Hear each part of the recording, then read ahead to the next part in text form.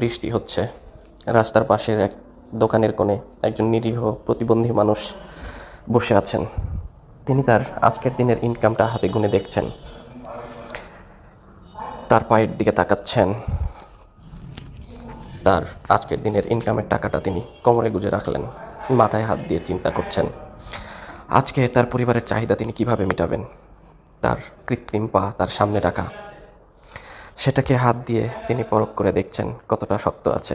কৃত্রিম পাটাতে ব্যান্ডেজ রশি দিয়ে বেঁধে তিনি তার কাজ চালাচ্ছেন। চাপ দিয়ে দেখছেন কতটা শক্ত আছে আর কতদিন চালাতে পারবেন। একবার রাস্তায় তাকাচ্ছেন, একবার তার কৃত্রিম পায়ের দিকে তাকাচ্ছেন। হয়তো মনে মনে ভাবছেন তার পা যদি আজ সুস্থ থাকতো হয়তো তার জীবনটা আরও অনেক সহজ হতে পারত।